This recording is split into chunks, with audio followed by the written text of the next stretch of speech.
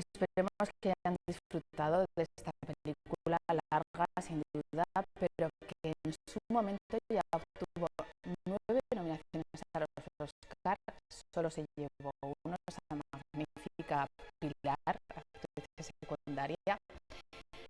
Vamos a analizar esta película desde el punto de vista cinematográfico y también desde el punto de vista sociológico e histórico, porque sin duda es una película que se presta a ello. Para esa ya me acompañan 3 profesores de universidad. Ha coincidido que tenemos a 3 profesores de la Universidad de Zaragoza. Saludamos en primer lugar al catedrático de Historia Contemporánea de la Universidad de Zaragoza, Alberto Sabio. Gracias por venir de nuevo.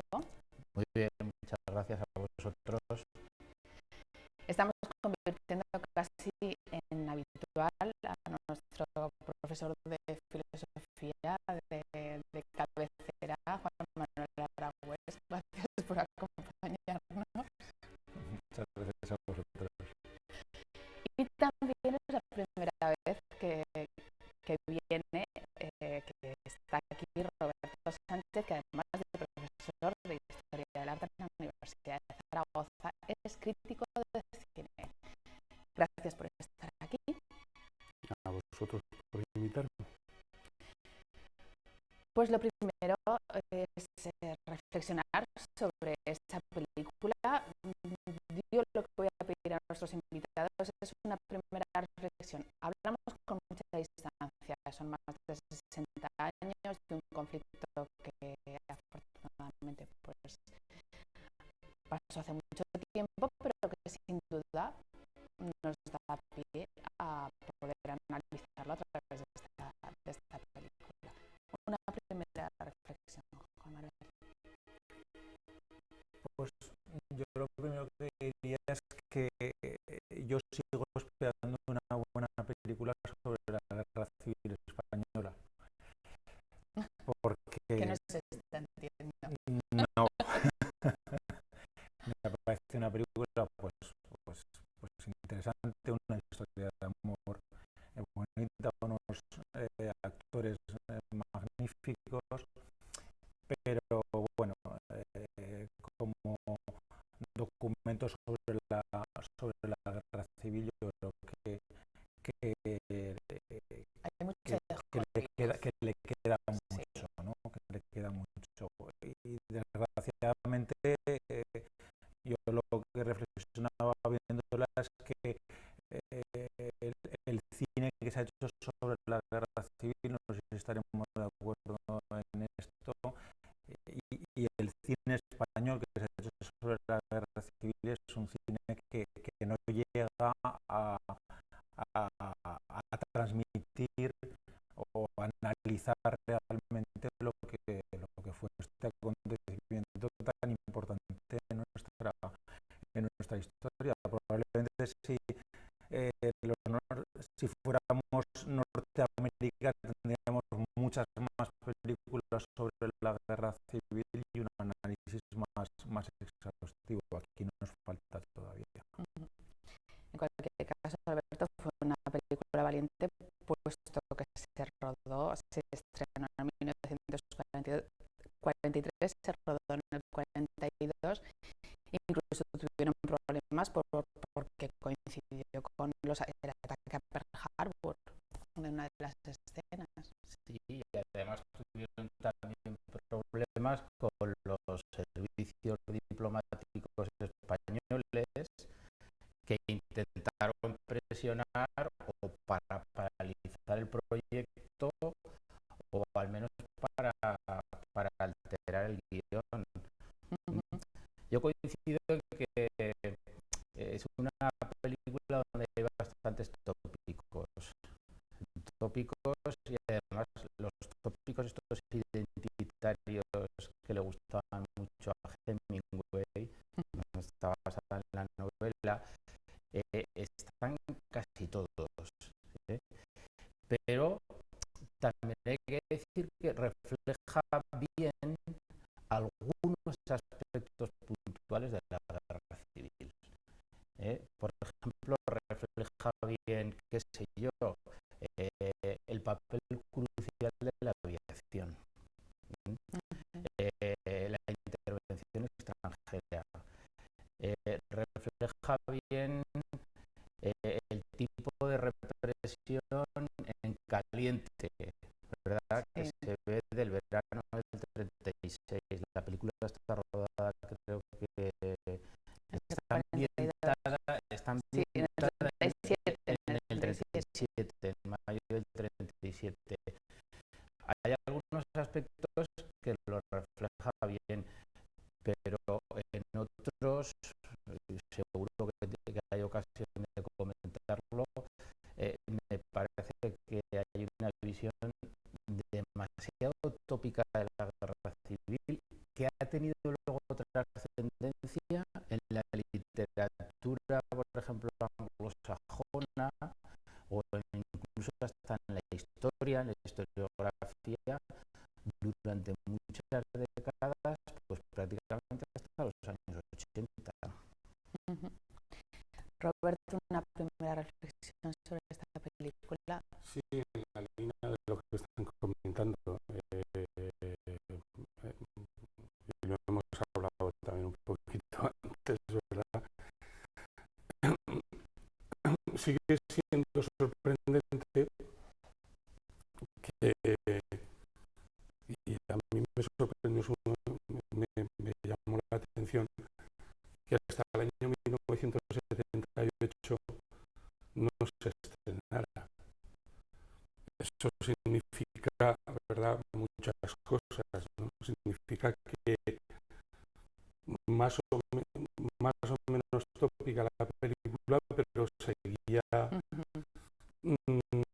molestando y levantando ampollas, ¿no? Es verdad que algunos aspectos se tocan de una manera muy clara, muy directa. También es verdad que se funciona bajo los tópicos habituales de Hollywood, ¿no? Y que hay una serie de esquemas de personajes y de arquetipos que se respetan, ¿no? Pasando por encima de cualquier verosimilitud histórica, que en el fondo a Hollywood eso nunca le importó demasiado, ¿no? Si se construía un melodrama más o menos efectivo, si se tenían unos actores, en este caso dos estrellas muy importantes, ¿no? Gary Cooper y Ingrid Bergman, pues con eso y poco más se podría construir una película que fuera más o menos eficiente, ¿no? Y bueno, ya hablaremos también de algunos detalles de los, digamos, de los técnicos, de los que fueron capaces de poner en marcha esa producción, que era una producción hasta cierto punto importante también, ¿no? Sí, rodada mucho en exteriores también. Se ha dicho algo que sí, que seguramente tiene mucha importancia también, que es lo el bombardeo de Pearl Harbor, la participación, el inicio ya de la participación de Estados Unidos en la Segunda Guerra Mundial. Y también se podría leer, pues, de esta y otras películas de una manera simbólica, ¿no? La intervención de un americano, en este caso en un conflicto en Europa, la Brigada Lincoln, que lo hizo por su cuenta, pero quizás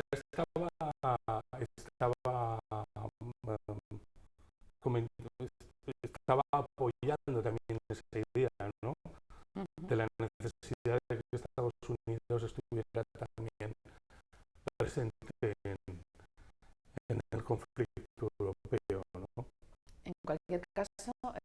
siendo que es un protagonista que llama el inglés, aunque evidentemente es estadounidense, sí que es cierto que creo que refleja bastante bien cómo pudieron ser recibidos, pues, por ejemplo, por los que estaban en las montañas, esos que venían de fuera, porque lo que vimos al principio de la película es que todo el mundo desconfía, o casi todo el mundo desconfía del inglés de Gary Cooper.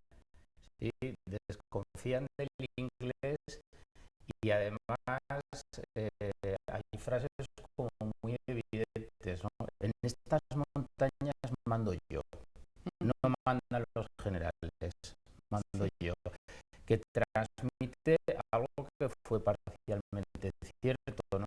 Cierto caos militar o por lo menos falta de entendimiento dentro del ejército republicano, por lo menos en coyunturas concretas. Lo que pasa es que el peligro es decir que como hubo ciertos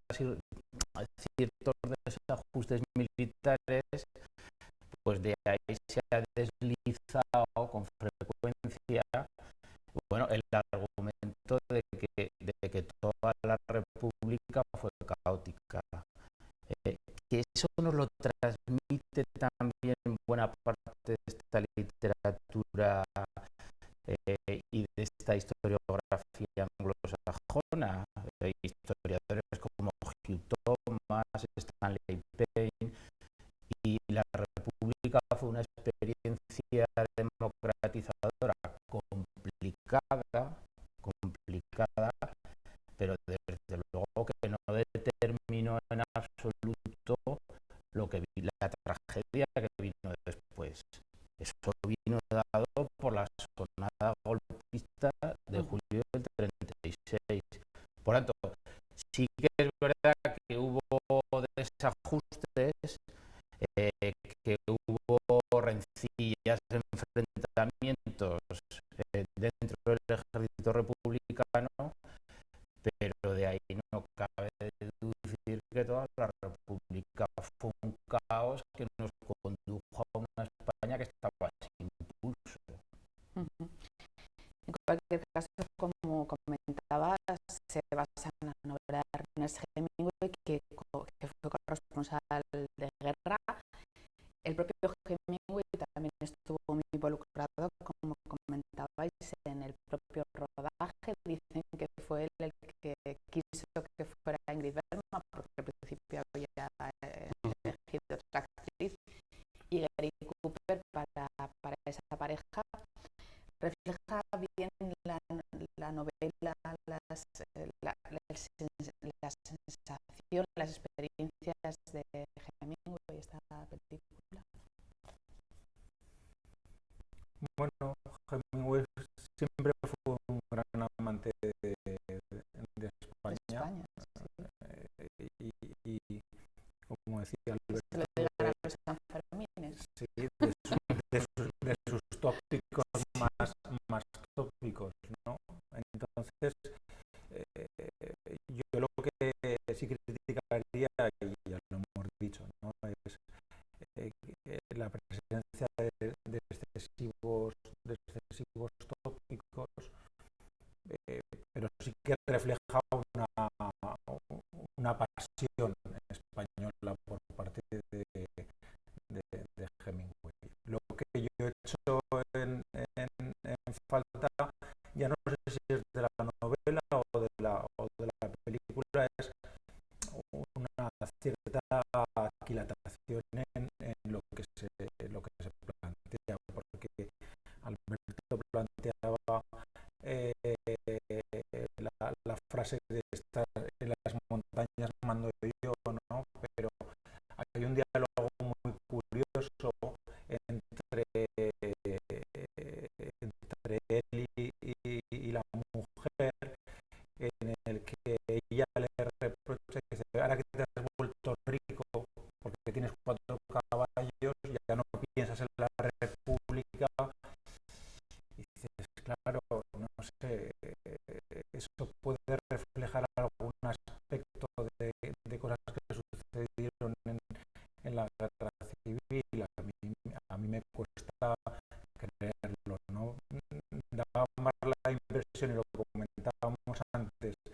de la descripción de unos bandoleros de la época de la guerra de independencia o algo así, que de un reducto republicano en zona fascista. En cualquier caso, aunque los republicanos sin duda son los protagonistas de esta historia, también hay algunas escenas muy dramáticas, por ejemplo, cuando refleja cómo los propios republicanos ajusticiaron, o sea, quiero decir, es una película que mantiene cierto equilibrio respecto a lo que pudo pasar, porque una guerra al final, una guerra civil, es hermano contra hermano. Sí, es verdad que mantiene cierto equilibrio, porque hay escenas, episodios terribles de la represión republicana, además acogiéndose un poco a ese tópico otra vez, como que los patronos, los propietarios salen a la plaza de toros, ¿no? Donde van a ser al final, cuando los tiran al río. Eso además está inspirado en la represión que se produjo en Ronda, donde los tiraban por el acantilado, ¿no? que rodea la ciudad. Y luego, sin embargo, para guardar un poco ese equilibrio, el testimonio de la protagonista, ¿no? Cuando en privado, en la intimidad, le cuenta lo que le han hecho a ella y lo que le han hecho a su familia. Yo sí que quería decir, por ejemplo, que en la novela de Hemingway que estabais hablando ahora, ahí sí que hay personajes reales citados. Y aquí en la película apenas los hay. Es el general Golds, aparece el general Golds, que está clarísimamente inspirado en el general Walter. El general Walter era un militar polaco que vino aquí a las brigadas internacionales, ¿verdad? Y que además hoy todavía puede estar de actualidad, porque murió en 1947, o sea, luego estuvo en la Segunda Guerra Mundial, y murió en el 47 precisamente en una emboscada, en una operación antiguerrilla contra los nacionalistas ucranianos. O sea, con el tema de Ucrania, el general Walter. Por eso de ahí la actualidad. Claro, ¿no? De ahí viene un poco la actualidad, ¿no? Del tema de Ucrania. Pero Hemingway sí que en su novela aparecen personajes reales de la guerra. Aparece Dolores Ibarruri, aparece Indalecio Prieto, aparece Gil Robles. Y sin embargo en la versión cinematográfica... Bueno, pero dicen que el personaje de Pilar sí que está un poco inspirado en la Pasionaria. No, inspirado sí, pero no es real. Pero no se cita, y Hemingway sí que los cita, ¿no? Roberto, sí, bueno, hay en la línea de comentar quienes pusieron en imágenes y quienes desarrollaron y hicieron posible la película. También es curioso, hay como muchas hablamos de equilibrio, y yo hablo también quizá de contradicciones, ¿no?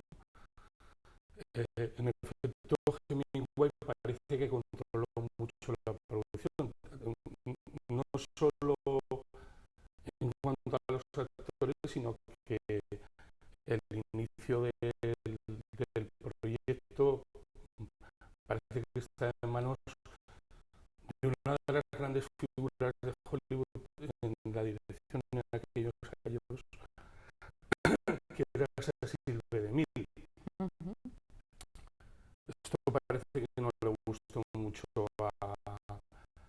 a Hemingway, y al final un ayudante de dirección, uno que había sido habitualmente ayudante de dirección de Emil, Sam Booth, es el que hace la película. Sam Booth, que tiene una trayectoria muy larga, porque empieza en el año 22 y acaba en el año 50.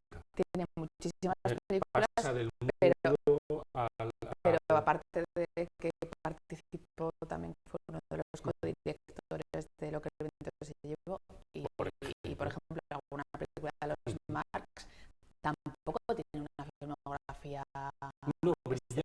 brillante no, pero lo comentaba, yo creo que antes es simplemente un director del estudio, muy al servicio del estudio. Sí, está muy, no me gusta decirlo de artesano porque lo acabas diciendo muchas veces, ¿no? Con relación sobre todo a directores norteamericanos, ¿no? De la época. Pero bueno, se defendía bien, entonces vamos a ver un poco la parte positiva. Se defendía muy bien, digamos, en todos los géneros habituales de Hollywood, y aquí hay un poco de western, un poco de película de aventuras y mucho romance. Está considerada una de las mejores historias de amor del cine. Es posible, tanto de amor express, tanto pesa esa parte en la película que acaba eliminando casi lo demás. Casi lo demás, ¿no? Porque la potencia, digamos, expresiva que realmente sí que tienen los primeros planos, que con esto va a jugar muy bien, es muy de Hollywood, muy del estilo, ¿no? Y muy a medio camino todavía, y estos desequilibrios todavía están presentes en algunos directores, entre el cine mudo y lo que iba a ser el cine sonoro.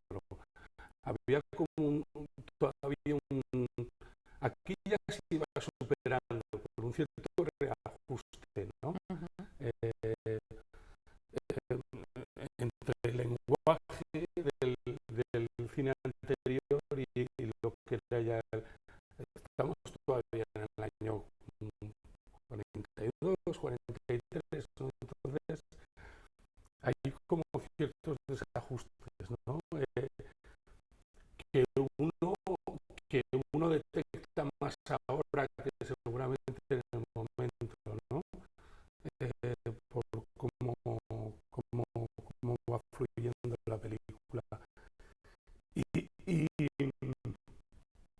Y sobre todo el peso de algunos momentos. No me extraña que nominaran a Katina Paxinu, porque realmente sus primeros planos, aunque no sean muy abundantes, son tan poderosos, tan teatrales en algunos aspectos, porque ella era una actriz que venía sobre todo el mundo del teatro, que acaban llamando la atención, ¿no? Un poco también por su aspecto, entre medio agitanado, pero muy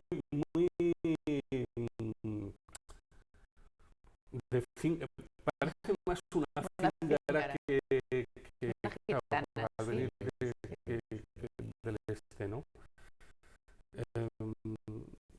Esa parte siempre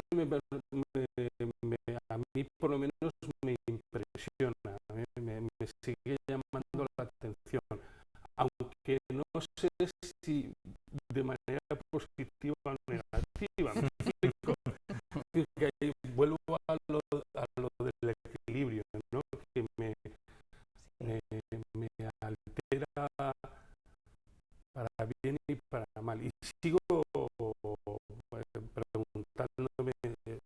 insistido en la idea del año 78, que yo creo que eso da muchas claves también para entender cómo se veía la película, ¿no?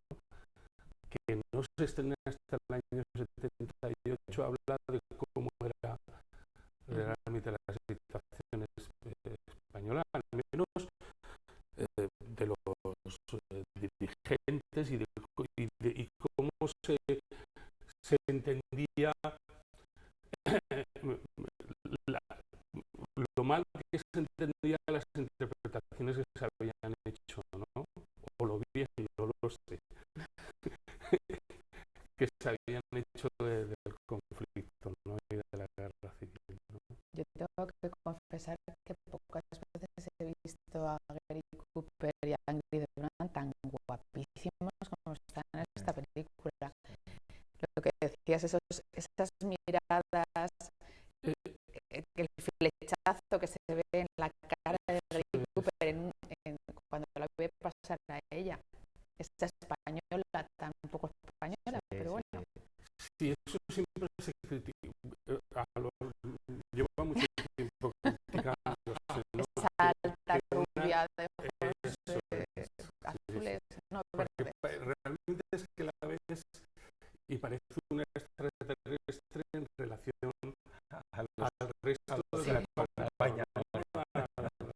Pero si os fijáis también, el resto de casi que parecen bandoleros, aunque son guerreros de la República en este caso, casi todos tienen los ojos azules. Eso también no es muy español, que digamos. No sé si os habéis fijado. Lo estábamos comentando antes también, que es un reparto bien curioso, porque hay varios rusos, un armenio, algún español también. Sí, Fortunio Buenanova, que lo hemos comentado, era un barítono, ¿no? Un cantante en realidad, pero que hizo cierta fortuna en Hollywood. Por eso se llamaba Josep María Moll, ¿no? Este Fortunio Buenanova, y fue un protegido de Fyodor Chaliapine. Sí, era alguien muy cercano a él y que siempre lo estuvo muy cercano también en algunas representaciones operísticas y demás. Y hay un actor que a mí muy secundario, Josep Calella, que también es curioso porque era de origen maltés. Y lo de Calella viene de Calleja, que era uno de los apellidos que tenía, ¿no? O sea, que supongo que a lo mejor era un sefardí también que acabó alguien cantante también en ciertos momentos hasta que llega Hollywood. Tiene un estudio sociológico, vamos. Pues sí, lo merecía. La verdad es que lo estuve repasando, sí, y me llamó la atención porque en efecto eran actores muy habituales, algunos muy habituales. A Quintamirov era muy habitual en papeles pequeños, secundarios, siempre también muy llamativos, pero claro que hubiera tal mezcolanza, habla de lo que era Hollywood también, ¿no? En aquellos años, ¿no? Sin embargo, cómo se reunían los repartos. Creo que ¿no? la ambientación, quiero decir, están sucios, están desarapados, están en una cueva. La ambientación me parece bastante sí, de la ambientación yo quería decir dos cosas. Por un lado, tiene una ambientación un poco que te recuerda a veces el escenario de fondo hasta la época del romanticismo, en consonancia con un poco con la historia de amor que se desarrolla, ¿no? Las ruinas, los árboles quemados, oscuridad, ¿no? Eso por un lado, ¿no? Que es muy de la época del 19, ¿no? Como Luego, el juego de sombras juego de sombras. Y luego, claro, al mismo tiempo en la ambientación, los grandes protagonistas salen realzados por contraste, ¿no? Como decíais ahora aquí, ¿no? Y salen realzados porque, claro, cuando los demás salen de la cueva, están todos sucios, renegridos, desarrapados, y Cary Grant está aniquilado, ¿no? No se le cae el sombrero como se le Indiana cae el sombrero, ¿no? Pero que en el fondo yo creo que sí es una cosa muy de Hollywood y es normal que sea así, pero a lo mejor sí que trasciende algo más, ¿no? Es decir, lo que decíamos antes, ¿no? De que los españoles eran gente de sangre caliente, que están obsesionados por cargarse tanques, ¿no? Como sale en la película. Y sin embargo, Cary Grant, pues tiene Gary Cooper, perdón, tiene sangre fría suficiente para decidir el momento exacto en que tiene que realizar la operación, ¿no? Que en el fondo va un poco, me parece, en esta sarta un poco de tópicos, ¿no? Que con una especie de superioridad, ¿no? de los estadounidenses, del inglés, en este caso, sobre los autóctonos, ¿no? Es curioso que comentes eso, porque hay una novela de Jean-Paul Sartre, que es Los Caminos de la Libertad. Son 3 volúmenes y uno de ellos está ambientado o narra, es una especie de autobiografía de Sartre, y uno de ellos narra la época de la guerra civil, del conflicto en España y cómo lo vive Sartre. Que, bueno, él siempre dijo que había estado muy preocupado por la guerra civil, falso absolutamente. Se fue de vacaciones a Italia con Simone de Beauvoir, les importó un rábano, hubo aquel congreso de intelectuales antifascistas, ellos no vinieron, pero luego durante tiempo estuvieron diciendo que bueno, que había sido un drama y que bueno, pues en esta novela introduce un personaje al que llama Fernando, que es un amigo suyo que era pintor de origen español, Gerasi, que cuando estalla la guerra se va inmediatamente a la embajada española a alistarse en el ejército de la República, ¿no? Entonces, 2 personas que habían teorizado el arte por el arte y no implicarse en lo social, y de repente Gerasi se va a España y se queda muy sorprendido. Bueno, pone una escena en la que él vuelve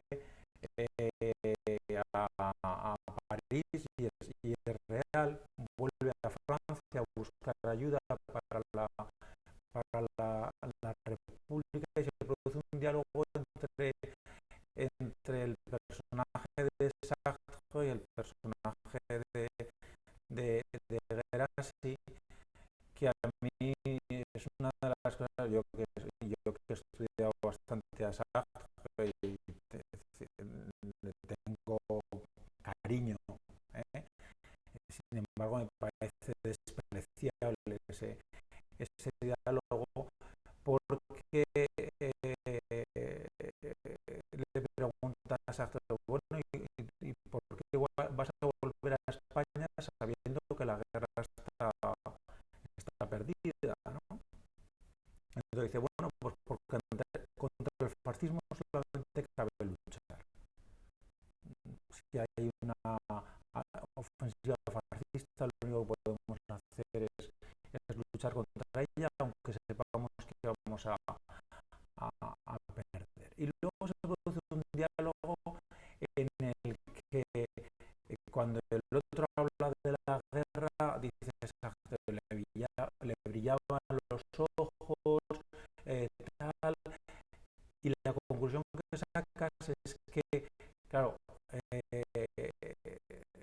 que ha ido a la guerra es porque es un violento, porque le gusta matar, y él, que es un pacifista y tal, pues no se ha querido inmiscuir, ¿no? A mí me parece un paraje despreciable, pero que iría un poco la línea que... Pero además con eso se explicaban otras cosas también, como los españoles tenían ese componente innato, ¿no? de violentos, del gatillo caliente, pues por eso arraigó tanto también el anarquismo en España, por ejemplo, ¿no? Y se dice eso y no se tiene en cuenta pues qué tipo de Estado teníamos. Claro, un Estado, porque mientras en Europa en mantillas, pero se había desarrollado el Estado del bienestar, ¿no? Pues con una serie de prestaciones sociales, aquí casi nada.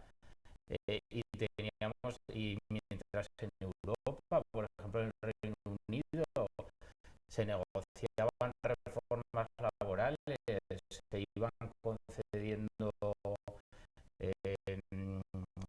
se iban alcanzando cosas los trabajadores, pues sin embargo aquí teníamos ningún modelo de negociación laboral. Entonces, en esas circunstancias se radicalizan las posturas, ¿no? Pero eso no tiene nada que ver con que los españoles seamos especialmente violentos, tiene que ver con otro tipo de situaciones y de contextos. ¿Pero creéis que la película se refleja bien esa visión psicológica, o qué le lleva a ese inglés a perderse en la Sierra de Gredos en mitad de la guerra civil? ¿Creéis que está bien reflejada ese retrato psicológico de él, porque está ahí? Sí, yo creo que hay una cosa que está bien reflejada, y es que la dice textual, dice, esto es un ensayo de lo que va a venir después, ¿no? Es un ensayo, la guerra civil española, dice, es un ensayo de la Segunda Guerra Mundial. O sea, es decir, no venimos aquí solo por apoyar a los republicanos españoles, que también venimos aquí para evitar que el fascismo acabe arrasando nuestros propios países, ¿no? En ese sentido lo refleja bastante bien, claro, lo refleja bien, pues porque él lo dice en el 37, cuando no había sucedido, pero la película se rueda más tarde, cuando ya había sucedido. O sea que tampoco es ninguna premonición, sino que se ha hecho consumados. Además vuelve a ser importante la fecha de Pearl Harbor, ¿no? Sí, y el que esté muy cercana, ¿no?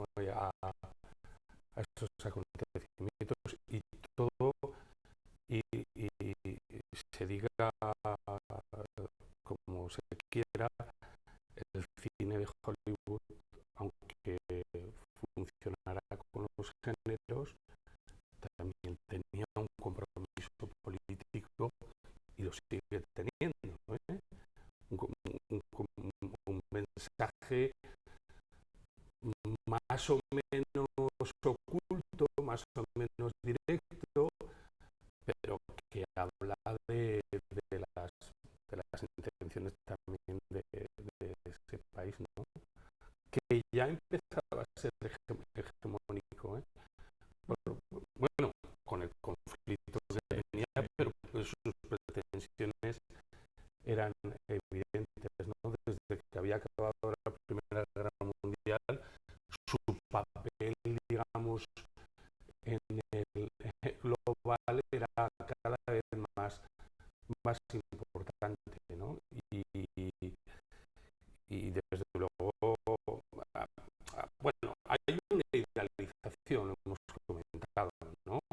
Sí. En ese personaje, es perfecto, es inmaculado. Yo me imagino a un dinamitero, que era lo que Estaría es lleno americano, pues de sería polvo hasta arriba, de aspecto seguramente sí. tan atrabiliario como el resto de los que aparecen por ahí, ¿no? Pero claro, es la figura, y él también la representa muy bien, este actor, ¿no? Siempre, ¿no? Lo había dirigido Sam Booth en una de béisbol, que ahora no recuerdo el título, no sé, el gran héroe americano, no sé cómo se llama, una de béisbol, para que nos entendamos, pero que también representaba el ideal, el corte, el estereotipo del americano, comprometido, idealista, capaz de ir pues eso, a dinamitar lo que haga falta por ayudar a la democracia, ¿no? Esa idea ya estaba creo que ya está patente, ¿no? Pero idealizada por completo, y yo creo que también, que al final es una deformación un poco excesiva, ¿no? Sí, a mí me sorprendían determinados diálogos, ¿no? Porque claro, la posición de Estados Unidos cuando la guerra, desde luego, es más de apoyo a los alzados que a la República, ¿no?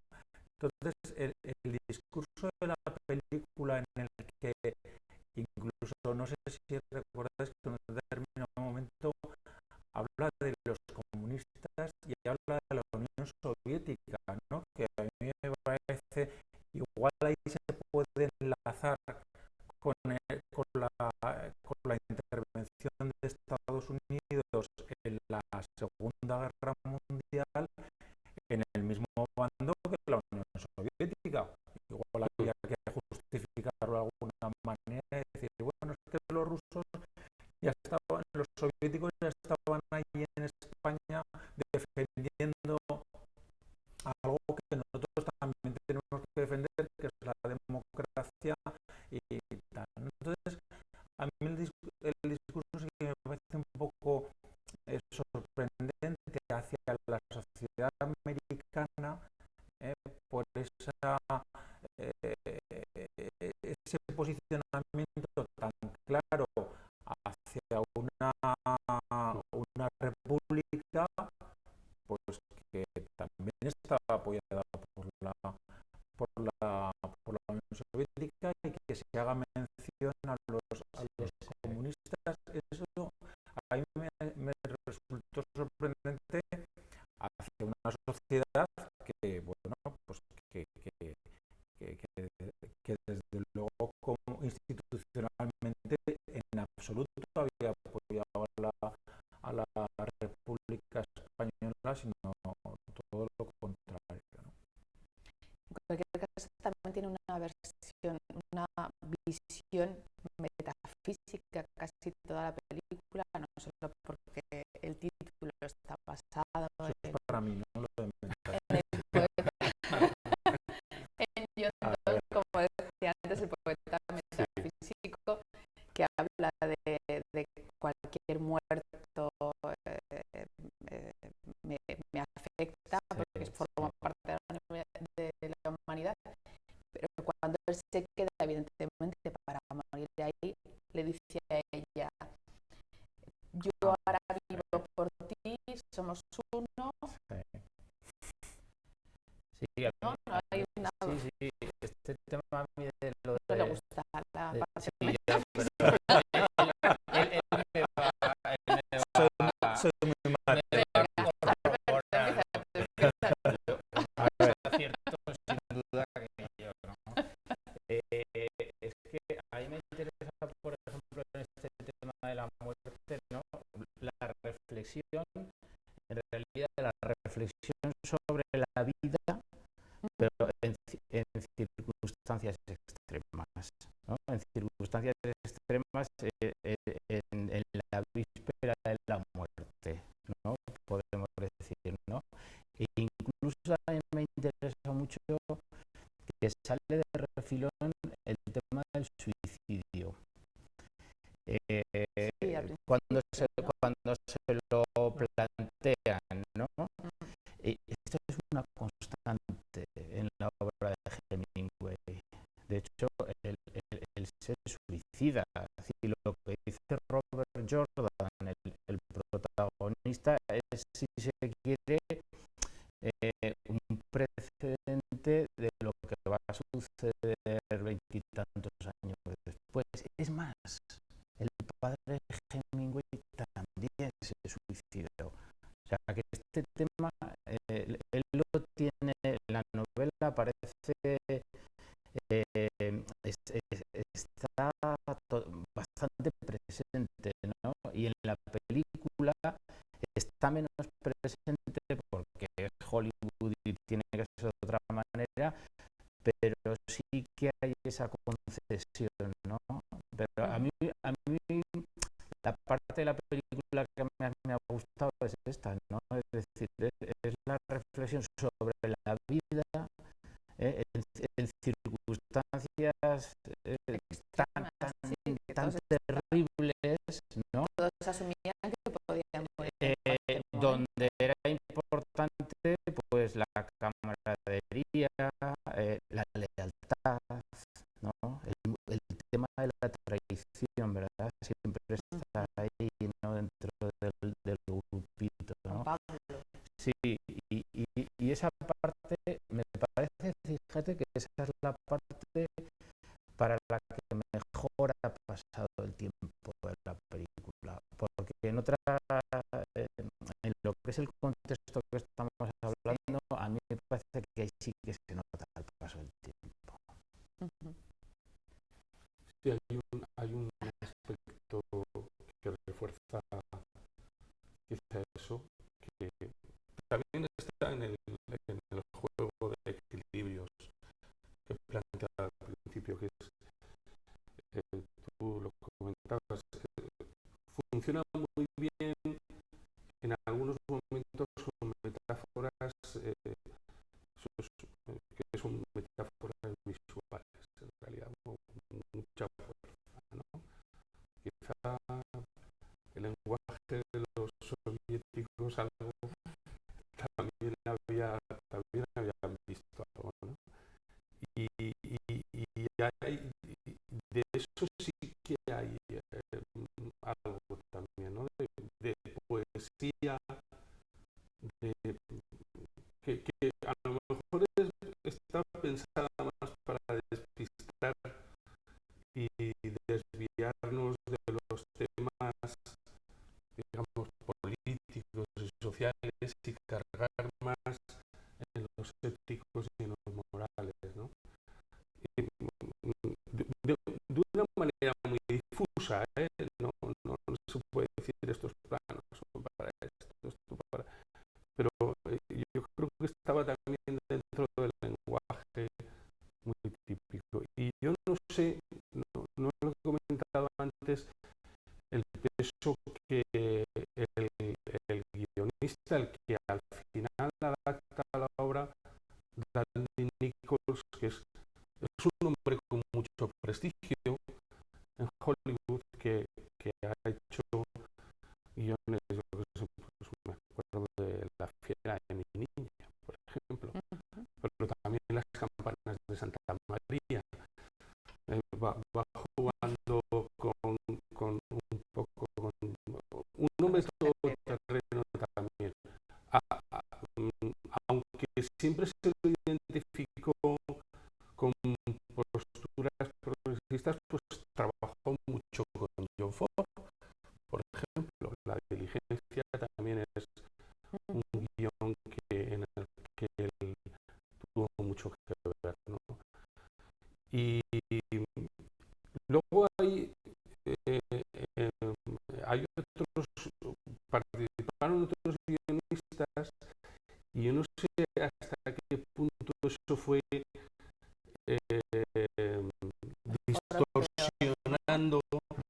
distorsionando ese guión y esa adaptación, que seguramente pues estaba más cercana o era más respetuosa incluso con Hemingway.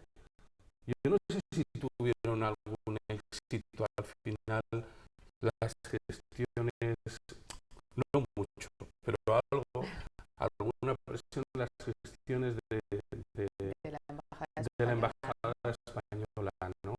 A la hora de presionar. Yo creo que esto en Hollywood, directa o indirectamente, siempre se tenía en cuenta, ¿no? Y además, como se ha descrito, la postura incluso ante Alemania, antes de empezar la guerra de Estados Unidos, pues era pues más bien displicente, ¿no? Y en algunos aspectos incluso de apoyo, no de apoyo directo, pero sí de dejar hacer, ¿no? Hasta que no ocurre lo de Pearl Harbor, parece que no hay una decisión clara, ¿no?, de intervenir en la guerra, ¿no? Que nos hable de metafísica, que nos hable de la no quiere hablar, no le parece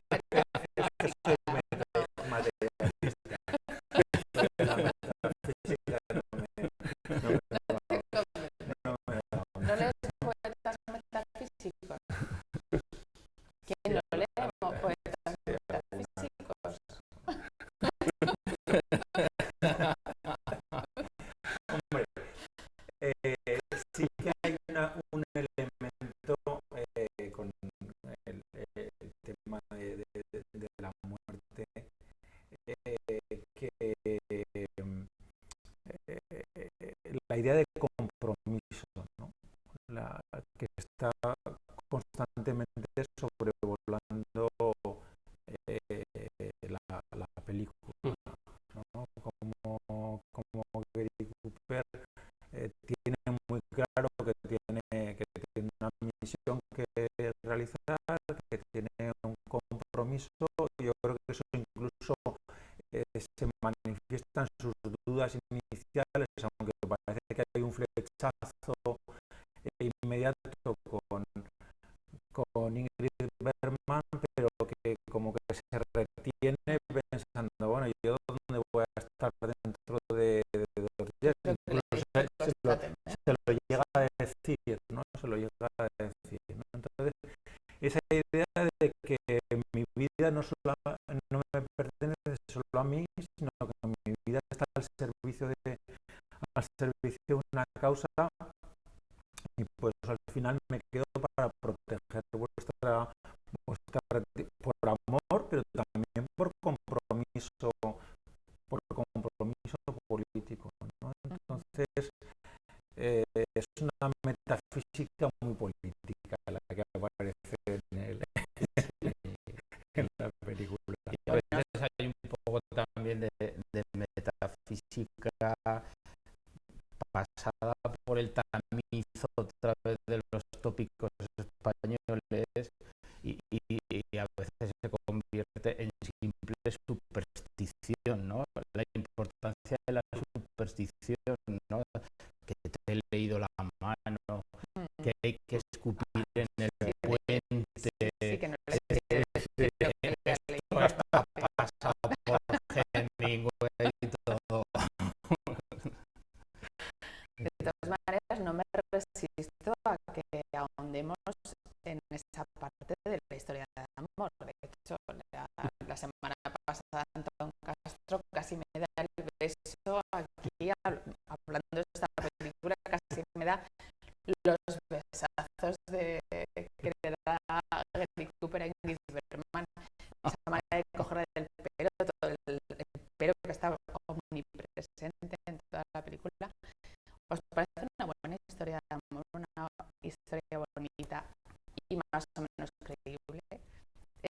Insisto, Amor Express. Yo solo quiero decir una cosa. Puede que sea una buena historia de amor, pero hay momentos en los que eso es lo que crea el mayor desequilibrio en la película, que parece otra película. Sí, parece. Esto pasa a veces en Hollywood también, ¿no? Incluso me da la sensación de que lo puedo dirigir otro o guionizar, desde luego no dan ni hijos, que parece una película diferente, parece como un incrustado de otro tipo de cine, en efecto del melodrama amoroso, que también sabían defender en Hollywood, que a veces chirría muchísimo con el resto de la película. Quizá también por la presencia de los dos actores, entre Angelical y, bueno, me acuerdo además del nombre de la protagonista, que es María, ¿no? Claro, María. Sí. Pues, Hombre, esos ojos desde luego son angelicales. Esas miradas cándidas. Es muy natural Ingrid Bergman, yo creo, en esta película. ¿No? ¿Tú no? No sé si es natural, lo que pasa es que me parece que es otra película, parece que me la hayan cogido de Hombre, lo que sí un melodrama en efecto amoroso. Lo que sí que está claro es que hay dos tipos absolutamente diferentes de mujeres. Está por un lado Pilar y está por otro lado María. Pilar es la mujer que manda al final, que lo tiene que reconocer hasta su marido. Y María es la cándida que un poco ahí ha intentado sobreponerse de su duro pasado, de haber sido pues encarcelada, sus padres asesinados, y en fin, intentar recomponer un poco al calor de esa historia de amor. Sí que yo creo que sí que merece la pena la reflexión sobre la imagen de la mujer, que es ambivalente, que nos transmite la película, ¿no? Pero primero, claro, es que la historia de amor que decías también, ¿no? Es que el pelo, ese pelo que la llama pelona, a ese pelo, el paso del tiempo yo creo que le ha sentado bien, ¿eh? Porque es un corte a lo Garzón y está estupenda, vamos. Pero la imagen de la mujer sí que me ha llamado un poco la atención, ¿no? Porque hay un discurso bastante machista en algunos aspectos, ¿no? Es decir, la mujer como esta mujer sí que será un bien preciado, esta mujer no sabe cocinar, o muy obediente también, ¿no? Incluso cuando le dice que reconoce que es la que manda, dice, ahora ponnos la comida.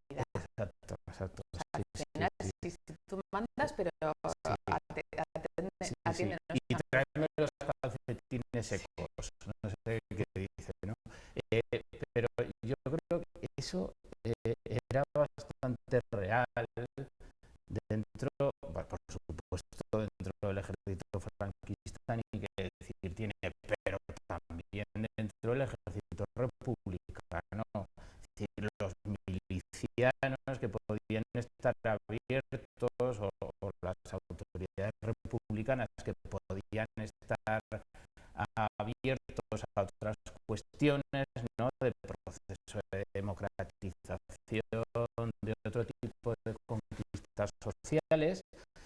Sin embargo, en este tema eran unos machistas de tomo y lomo, ¿no?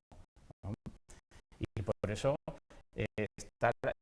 lo compensa, si se quiere, un poquito con la fuerte personalidad de Pilar, ¿no? Que es la lideresa, decíamos, del grupo, ¿no? Pero es la líder, pero como tú muy bien decías, cuando le dicen que tienen que hacer la comida, tienen que hacer la comida. Pero tener en cuenta también que estamos hablando, claro, de los años 30, Sí, ¿no? sí, Que yo creo que la República Española supone, con el tema de la mujer, un avance muy potente,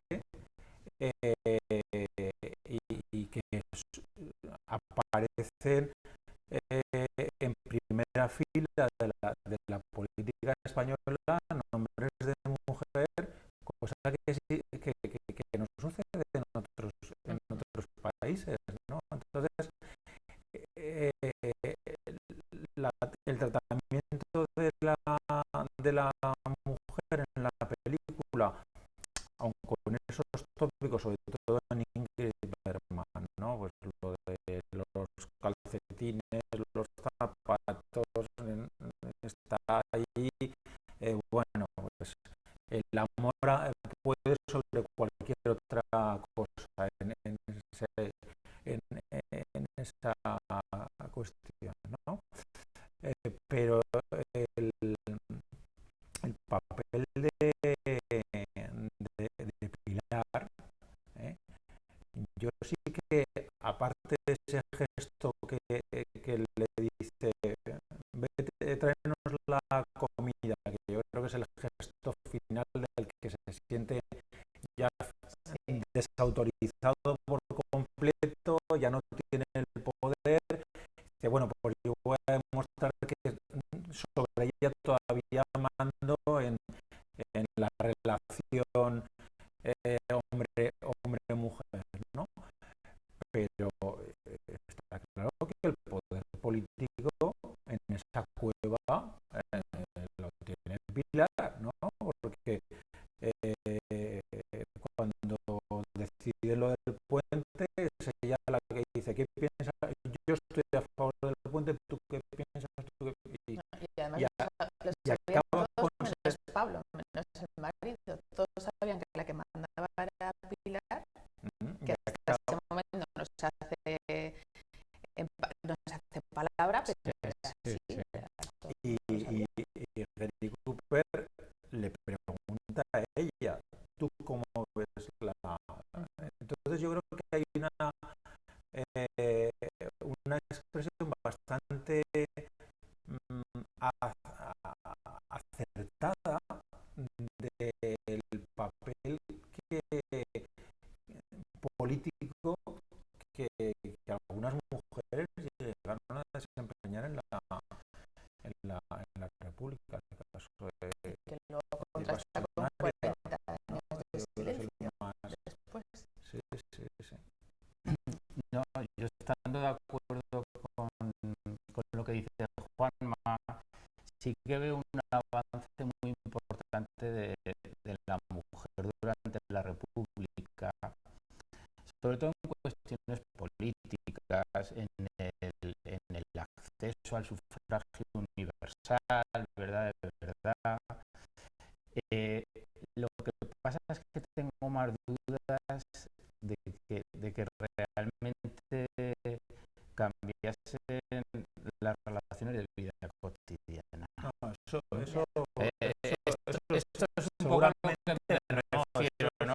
eso es cuestión de muchísimo claro, pero dentro de la cueva no habían cambiado esas relaciones, ¿no? Y en el vocabulario, en el lenguaje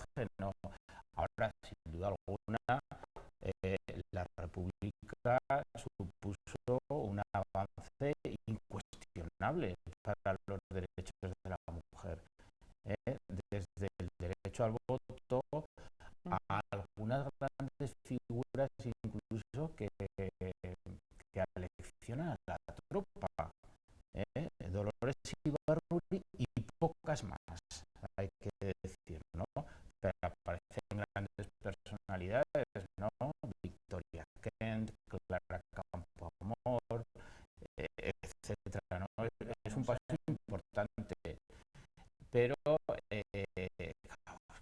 esto de cambiar la vida cotidiana, hay que tener en esto cuenta dura también, mucho, hay que tener en cuenta también que todos los que están ahí vienen también de la sociedad rural, que seguramente habría más avances en las ciudades que en los pueblos. Me interesa también mucho el rodaje, porque un rodaje de 24 meses, parte en estudios, parte en la propia sierra, debió ser difícil reconstruir todas esas escenas, ¿no? Para la época, digo, esos efectos especiales, esos volar puentes hoy en día con un ordenador no nos cuesta nada, pero entonces también tiene su maquinaria Hollywood ahí para hacerlo. Bueno, pues tú lo has dicho, tiene su maquinaria, no hay noticias de que fuera especialmente complicado, truculento, ni duro, ni... Y 24 meses para la época no era un rodaje bastante largo. Muy larga. Es que son muchas una horas. película con mucha duración, entonces necesitaban, supongo que mucho metraje, ¿no? Yo no tengo noticias de que hubiera graves problemas, ¿no? Creo que se rodó en alguna zona cercana a México, en la zona de California, con unos paisajes que al final pues, tampoco eran tan diferentes, ¿no? No hay claro, no llama especialmente la atención. sí, pero yo me estaba preguntando, claro, como está ambientada en la ofensiva de Segovia y esos Gredos, y es mayo, digo, en mayo hay nieve de verdad en Gredos, y hoy no hay, pero entonces sí, Podría haber, claro. Sí, o sea, que eso sí que es realista. Ajá. sí, yo creo que eso sí que, bueno, la mano hay de Hemingway, que era un buen conocedor del terreno, seguramente ayudó también, o sea, del terreno, de los paisajes auténticos, de los paisajes reales, seguramente ayudó a que aquello funcionara, ¿no? Uh-huh. En ese aspecto es impecable, ¿no? Ahí sí que yo no la criticaría demasiado. Lo que es, los americanos se han movido, lo siguen haciendo muy bien, se mueven muy bien en el género, en los géneros, en el western, en la acción. Tienen magníficos, los mejores especialistas secundarios, los mejores caballistas, lo que haga falta, ¿no? En ese sentido. Y ahí sí que no suele haber nunca problemas, ¿no? A la hora de conjuntarlo todo y a la hora de superar esos desequilibrios que estábamos comentando, ya es más complicado, ¿no? Pero en ese aspecto, tú coges las secuencias de acción aisladamente y funcionan, funcionan muy bien, ¿no? Es que manejan muy bien la tensión narrativa. Por ejemplo, cuando están a punto de rodar el puente y se acerca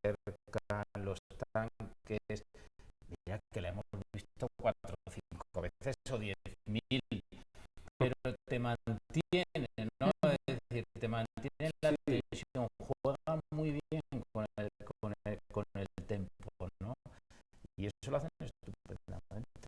Hombre, y yo creo, perdona, no te iba a decir que yo creo que al final cuando acaba disparando al espectador, o sea, como implicándonos, y ese cierre con las campanas, yo creo que es una película muy redonda en ese sentido. No, a ti no te gusta el cierre con las campanas. No.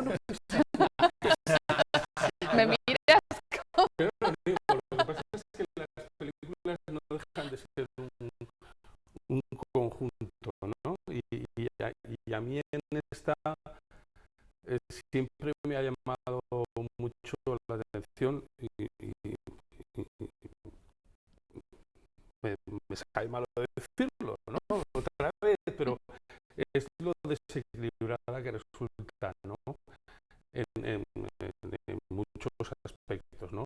Pero claro, tiene momentos, ese momento es estupendo, y tiene momentos aislados que no ayudan al equilibrio, pero que son magníficos, ¿no? Eso es verdad, ¿no? Y sigue siendo una película que va a estar ahí en la historia por todas las circunstancias que la rodearon, ¿no? Y en el caso español, ¿no?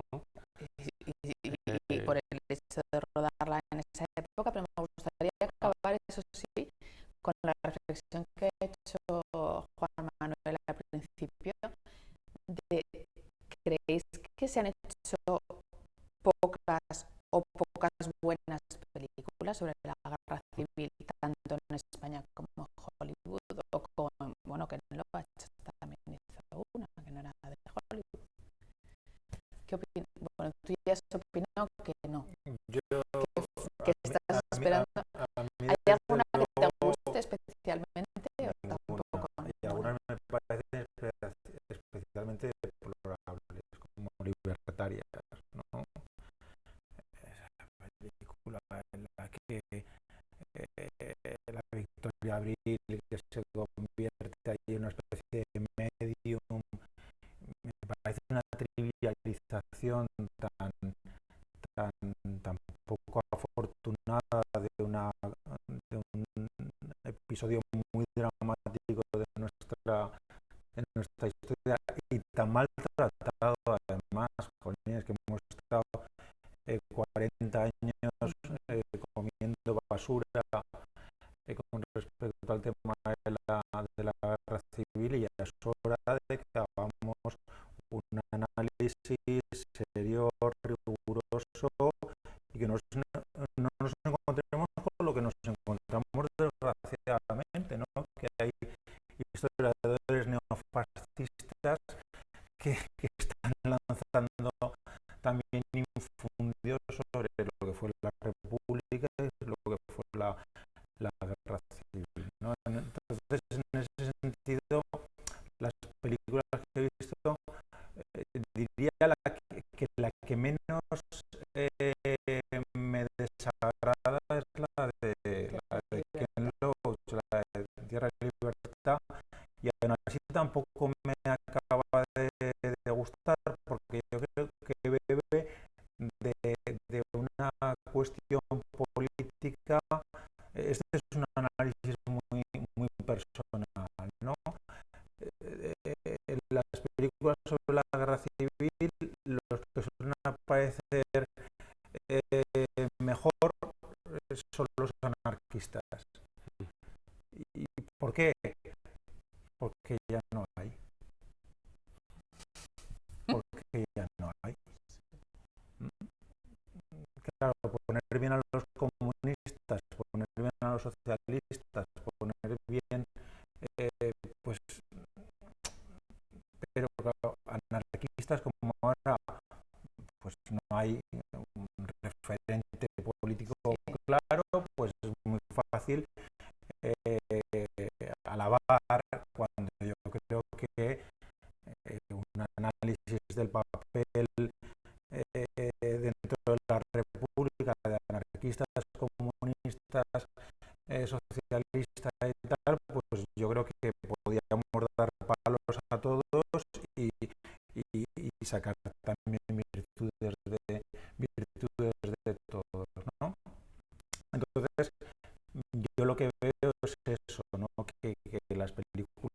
que se han hecho no son unas películas serias, analíticas y que vayan desde una perspectiva histórica a aportar algo a lo que desde una perspectiva historiográfica yo creo que se han hecho cosas magníficas sobre la guerra civil en los últimos años y eso no se ha trasladado al cine. ¿Qué opinas, Roberto? Pues básicamente lo mismo. Lo que pasa es que malos tiempos para muy malos tiempos para la lírica, porque la metafísica y la metafísica porque en efecto nos faltan buenas películas y en general más películas sobre la guerra civil porque el conflicto fue tan, por un lado tan duro, pero tiene aspectos tan ricos, tan enriquecedores, que serían tan enriquecedores, ¿no? Para películas serias, para documentales. Quizá en el campo documental sí que se ha avanzado un poquito más, ¿no? Pero en el campo de la ficción falta realmente profundizar en lo que se estaba comentando aquí. Pero desde luego la industria española que a la que le competiría de una manera especial no está por esa labor. El comentario en general del público es que otra más sobre la guerra civil. Cuando en realidad no se han hecho tantas. Hay pocas en realidad. Sí. En realidad hay pocas y serias y con el suficiente nivel todavía menos, ¿no? Como se comentaba aquí. Entonces, el futuro en ese sentido en el cine de ficción no va a ir por ahí, ¿no? Parece que ahora se está apostando más por el cine de género, tipo El Niño o esta que está por estrenar, ¿no? La Isla Mínima, ¿no? Parece que vamos por... que no me parece mal, tampoco. No estoy aquí defendiendo que se hagan películas de un género u otro, ¿no? Pero parece que por ahí no vamos a ir por ahí, ¿no? O no parece que la industria vaya a ir. Alberto, una última reflexión sobre este tema. Por ejemplo, yo creo que se han hecho mejores películas sobre algunas secuelas de la guerra civil, por ejemplo, el tema del maquis. Me acuerdo de alguna de Armendáriz, que a mí me gustó particularmente, que más propiamente la guerra. Pero sí que el tópico es que el mercado está saturado de películas sobre la guerra civil. Pero claro, como se han hecho tantas, el problema es que no se ha afinado, ¿no? Y las películas que se han hecho desde fuera, ahí coincido con lo que se decía antes, siempre se pone énfasis, se pone en valor sobre el anarquismo. El anarquismo es un fenómeno muy atractivo para los cineastas, vamos a decir, progresistas estadounidenses o europeos, seguramente porque no lo padecieron, seguramente porque no lo padecieron y seguramente porque era esa especificidad hispana que a la altura de los años 30 había desaparecido ya de Europa y de Estados Unidos y quedaba un poquito en Argentina, quedaba un poco en metálica, pero poco más.